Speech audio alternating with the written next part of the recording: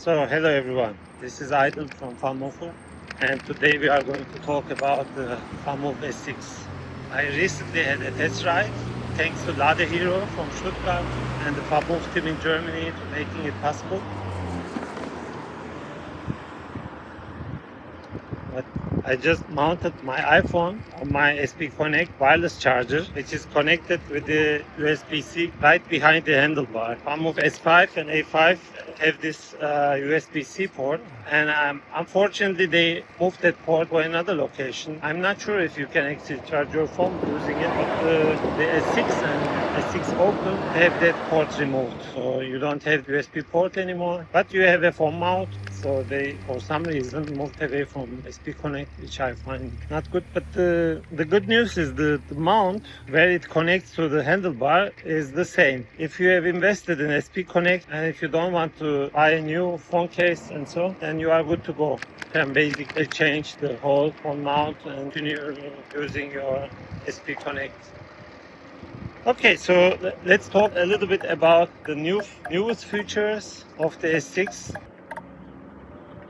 That's the first bicycle ground up developed by the new VanMoof. So they redesigned the electronics. They made it a little bit simpler, easier, serviceable, and I think it's more robust. We know some 5 series just things break down electronically, and hopefully this will not be the case with the S6. And they have a new 3-gear Autoshift hub, and it's different because it's purely mechanical. It has its own shifting moments.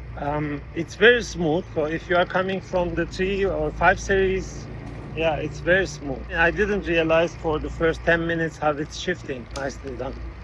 If you live in a flat town, I think it's very nice to have. It's changing the gears smoothly, you don't really realize, and you know that it won't break. E-shifter on my bike, if I'm out of battery, then it will stop shifting, which is not cool. So what are the advantages? What are disadvantages? The disadvantage is the shifting moments. So on my bike, I can simply open the app and change the shifting moments because I live in a hilly area, but there are also areas where are completely flat. So now I'm going uphill and I want that my bike keeps me in the first gear because the second gear would be heavy for this year. And that's possible with the S5, A5 and also with the 3 series. For 6 series, it's not the case unless you really know what you are doing or you are a bike mechanic. When I was talking with people from VanMoof, they told me it's not a good idea to play with the rear hub, to fine-tune it. But some people said that, yeah, they know the hubs and it's possible to change the shifting moments. However, cannot do it as easy as doing it by opening the app and changing the setting for it. Yeah, so that's you can't get the best of both worlds, so you had to make a choice. And overall, I think it's a better choice having a reliable bike. And yeah, anyway, so and then what else? For example, here you hear that I'm switching the power levels.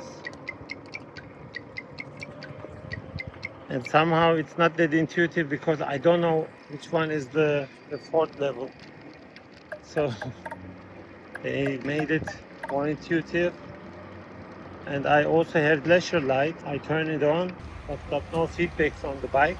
And I press the button. They definitely put some more thought into these. There are new sounds, yeah. There are new sounds, and some of them are very nice. I can't say the same for the bell because I like this one more, and I like also how the button behaves when I press. So I press, and then when I release, then it makes the bell ring. And I also can say about the new bike, the boost button.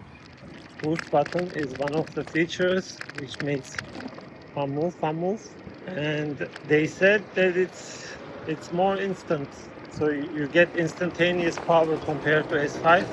I didn't really get that feeling, so but maybe it's because of my definition of instant. So I'm coming from the S2 and that was instant. They changed it a little bit with the S3 and a little bit more with the S5. these bikes have stronger torque, more power, and when you press the button, then it just burn the rubber. That's why they had to implement a way to compensate. They gave a little bit of a delay. The bike is checking if the front wheel is turning, if the motor is engaged, and then at some point fix the boost. So the new bikes are also, I have to say, quieter than this one, but I'm not sure if it was the same when I first got the bike. I think it was also quieter, and over time with dirt in the chain mechanism, the bike is now more than 2 years old.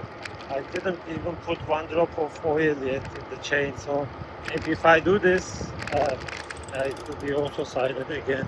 When I was doing the first test ride with the S5, the grips were kind of loose, like they didn't have enough glue in them. But yeah, it was not the case now, the new bikes.